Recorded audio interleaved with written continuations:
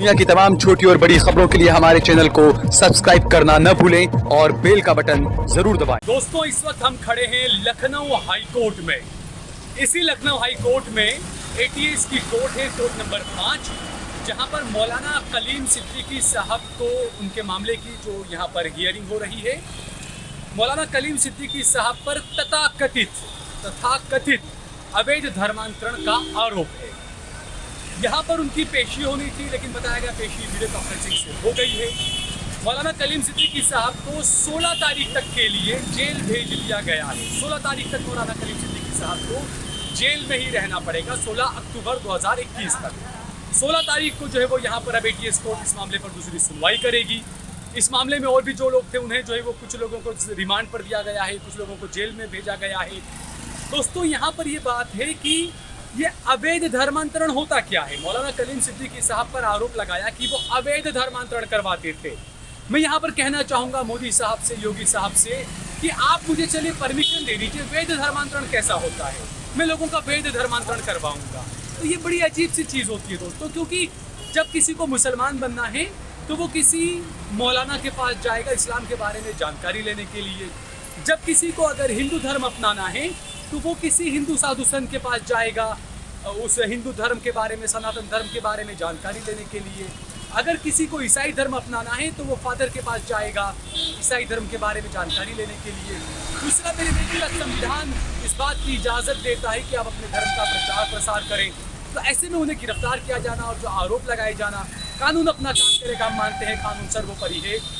लेकिन सबसे बड़ी खबर ये है दोस्तों, एक तरफ आपने एक मौलाना को आरोपी बनाया, सलाखों के पीछे धकेल दिया, आपने 5-10 दिन तक उनकी रिमांड ली, उनसे कई चीज़ें आपने कहा कि कई चीज़ें निकल कर सामने आई है।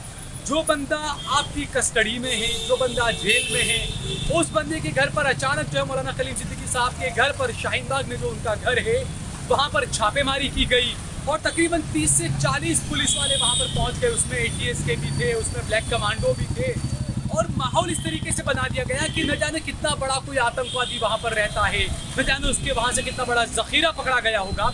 इस तरीके का पूरा माहौल बनाया गया। ब्लैक कमांडो पहुँचे, एटीएस के लोग पहुँचे, घर में कुछ मस्तूरात थी, कलीम साहब की अहलिया वहाँ पर थी, उनकी बेटी थी, उनकी बहू वगैरह थी, उनके साथ में एटीएस ने बातचीत की। लेकिन कुछ बातें सामने जो आ रही है कि वहाँ से कुछ चीज़ें उठाई है, लैपटॉप होगा, कंप्यूटर होगा, टैबलेट होगा, ये चीज़ें उठाई गई है, ये चीज़ें ली है, ये कार्रवाई होती है।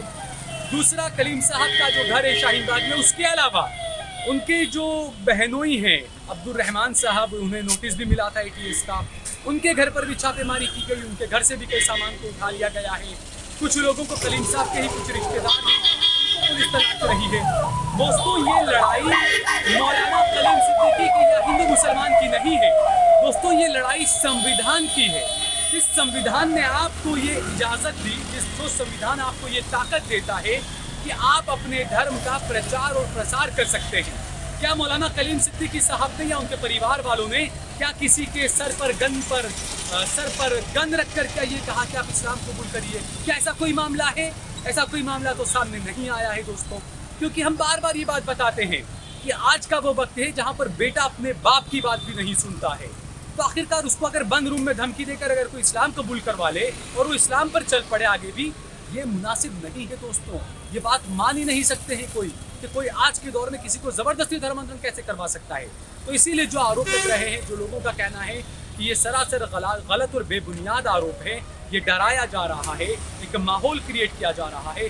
लेकिन हम सभी को ये बात, मैं बार बार ये बात कहता हूँ दोस्तों, ये हिंदू मुसलमान या मौलाना कलीम सिद्दीकी की लड़ाई नहीं है दोस्तों, ये संविधान बचाने की लड़ाई है। दोस्तों, मौलाना कलीम सिद्दीकी क्या काम कर रहे थे दोस्तों, हमें पता है कि देखिए आज के दौर में सबसे ज़्यादा लोगों को किस चीज़ की ज़रूरत है। आज के दौर में सबसे ज़्यादा लोग सुकून को तलाशते हैं कि हमारी ज़िंदगी में सुकून आ जाए, शांति आ जाए। इस सुकून के लिए इंसान क्या कुछ नहीं करता। जब इंसान की ज़िंदगी में सुकून नहीं होता है, वो गलत रास्ते पर जाता है। शराबी इंसान क्यों बनता है? क्योंकि उसको सुकून की तलाश होती है, उसकी ज़िंदगी में काफ़ी परेशानियाँ होती है, वो सुकून की तलाश में शराब के रास्ते पर चला जाता है।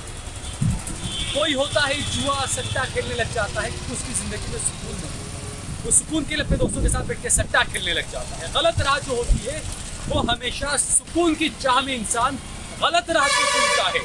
आप मौलाना कलीम सिद्दीकी के कई सारे बयानात आप जाकर यूट्यूब पर सुन सकते हैं। वो लोगों को सिर्फ और सिर्फ सुकून देने की बात करते थे। वो लोगों से कहते थे आप दुनिया में परेशान हैं, आपको परेशान, आप अपने आप को मुख्तिरा परेशानी में पाते हैं, आपको अगर सुकून चाहिए तो आप जिंदगी की असली राह को देखिए। वो जिंदगी की इंसानियत की असली राह लोगों को दिखाया करते थे और उन पर इतना बड़ा ये आरोप लगाया जाना, उनके घरों पर छापेमारी की जाना, उनकी बहन बेटियों की, भांजों की सबकी तलाशी लेना, उनको ढूंढना, उनको नोटिस देना, ये तमाम चीजें दोस्तों हम सबको खड़ा होना चाहिए इसके लिए, क्योंकि सिर्फ दिल के अंदर बैठकर विरोध कर लेने से कुछ नहीं होगा मेरे दोस्तों। हमें शांति प्रिय ढंग से, कानूनी ढंग से, अपने अपने तरीके से एहतजाज करना चाहिए, क्योंकि इस देश का संविधान भी हमें एहतजाज करने की इजाजत देता है। कुछ लोग डर रहे हैं एहतजाज करने से भी कि हमारे धंधे बंद हो जाएंगे, हमारे इदारे बंद हो जाएंगे। दोस्तों, इस देश का संविधान आपको इजाजत देता है कि आप शांति प्रिय ढंग से आप एहतजाज करें, विरोध प्रदर्शन करें, आप गवर्नर के पास जाएं, वहां पर आप ज्ञापन सौंपें, आप अपने राज्य के मुख्यमंत्रियों के पास जाएं, वहां पर ज्ञापन सौंपें, आप प्रधानमंत्री से मुलाकात करें, गवर्नर से मुलाकात करें, राष्ट्रपति से मुलाकात करें। ये तमाम रास्ते आपके सामने खुले हैं। मैं ये पूछना चाहूंगा इस मुल्क के जो बुद्धिजीवी लोग हैं, हिंदू, मुस्लिम, सिख, ईसाई, जो भी, जो इस देश को, संविधान को बचाने के लिए जो आगे अलंबरदार बन के घूमते हैं, मैं उनसे पूछना चाहूंगा कि क्या मौलाना कलीम सिद्दीकी साहब के मामले में क्या आपने राष्ट्रपति से मुलाकात का टाइम लिया? क्या आपने प्रधानमंत्री से मुलाकात का वक्त लिया? क्या आपने ये बात संवैधानिक तौर पर उठाई? ये कई सवाल है दोस्तों। ये मैं बार बार कहता हूँ कि ये मौलाना कलीम सिद्दीकी की लड़ाई नहीं है, ये लड़ाई संविधान को बचाने की है। मौलाना कलीम सिद्दीकी इस देश में भाईचारे को बढ़ाने का काम कर रहे हैं। जो हिंदू मुसलमान के बीच में जो नफरत की खाई है, उस खाई को दूर करने का वो काम कर रहे हैं। और ऐसे में उनके खिलाफ तमाम बड़े बड़े आरोपों को लगाया जाना, उनके रिश्तेदारों को परेशान किया जाना, नोटिस भेजना, ये तमाम चीज़ें कई सवाल खड़े करती है दोस्तों।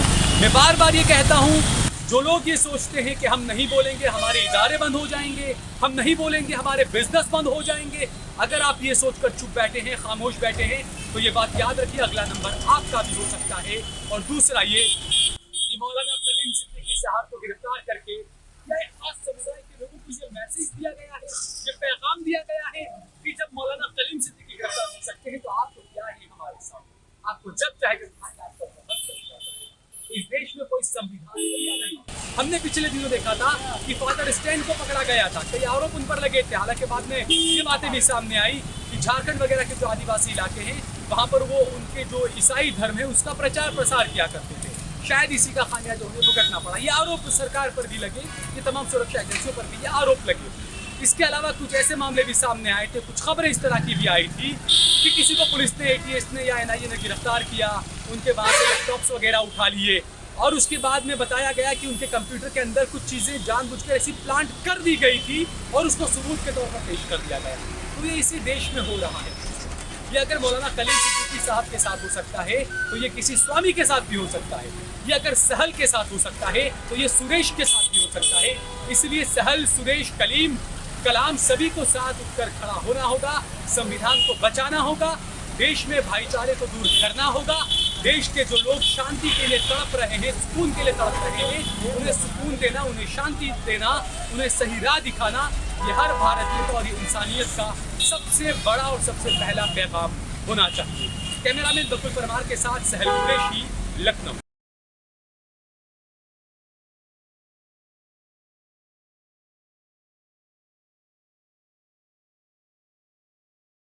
आप देख रहे हैं देश लाइव, देश की आवाज।